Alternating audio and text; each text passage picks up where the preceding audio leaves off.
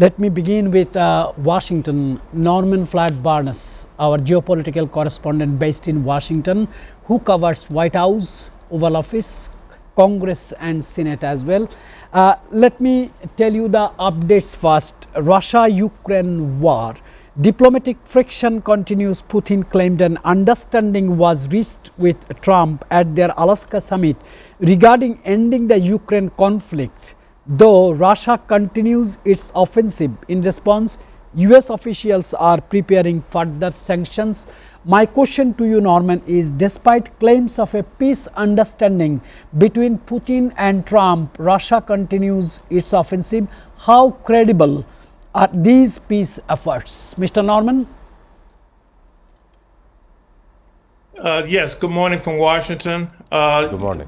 The siege is continuing to progress with Russia and Ukraine. They have a plan that is appearing to basically move forward. The situation here in Washington D.C. is basically we are now, the administration is now looking at the possibility that this and potential peace may be delayed. It appears that the issue again about NATO is coming a very sticky point about Ukraine obsession with being involved with NATO is coming a focal point to the point Putin mentioned it at the summit in Shanghai that additional outside sources need to be eliminated, which is perpetrating the war and this thing about the expansion of NATO. So that issue is appears to be a problem that is going to cause a delay, if not a derailment of the peace initiative. How are NATO members responding to Russia's latest escalation, latest assault, latest attack, and its alliance unity under strain, Mr. Norman? Yes, the European Union is to put it mildly, they are very concerned. This aggression is again another attempt by Russia to show that we are dominant and we are moving forward with our agenda. The agenda now has transformed concern with the EU because they are looking at now that Putin is not going to stop with Ukraine. He's going to move forward across the whole region, that whole region. And the countries of the EU have to make a decision on, are they going to respond? Are they going to accept this? Or are they going to take some type of actions? They're talking about sanctions. We know sanctions from the United States hasn't worked with them, and additional sanctions from the EU may not have an effect on them. So right now they are preparing the military for some type of defensive mode. They're looking at defending themselves because they fear that Russia is going to move their aggression across the whole continent. So that is the biggest concern right now, exactly what is going to happen and how do we defend ourselves for this type of onslaught. At the SCO summit, Mr. Xi Jinping and Putin pushed for a new global governance system. Is this a realistic challenge to Western-led institutions like United Nations or NATO or European Union or individually United States of America? I know it is a tough question for you at this stage. Yes, this is a very interesting question. I appreciate the question.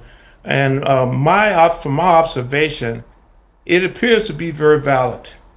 The situation with the tariffs, the support of Ukraine, support of Gaza, has basically pushed these countries, led by China. They have strategically taking their differences and combined to have a new enemy. It appears to be the United States is basically in opposition to what they want to do. So we're looking at a new, what we call alternative leadership now, a tripod of countries, a unified response to what's going on in the world. So basically what they're saying is that we don't have to take this. We have enough resources, enough countries. We are large countries. We are powerhouses. So we are the alternative. We don't have to worry about the one party, one person system controlling our destiny for the future. So I see this thing has momentum. They have publicly put this out. Right now it's basically symbolic, but there may be something behind this that may be of concern to the western part of the world. Mr. Norman, according to you, you have allowed me to create another question for you. What messages is China sending by showcasing hypersonic missiles, ICBMs, and artificial intelligence driven drones at its military parade? Is Washington watching it? Yes, yes, yes. I said 3 times. Yes. This is a very, if you look at it, it's almost a mirror situation. We had the show of our bombers in Alaska. So what we're going to see is a show of force from China. China is inviting actually North Korea, and everybody's coming over there to watch this show. This show is going to be something we have never seen before. It's going to show the impact of the weapons, technology, and most importantly, we are communicating and we are united. So we're looking at a united front. You're going to see a lot of faces. You're going to see a lot of technology. And yes, the world will be watching, and particularly here in Washington.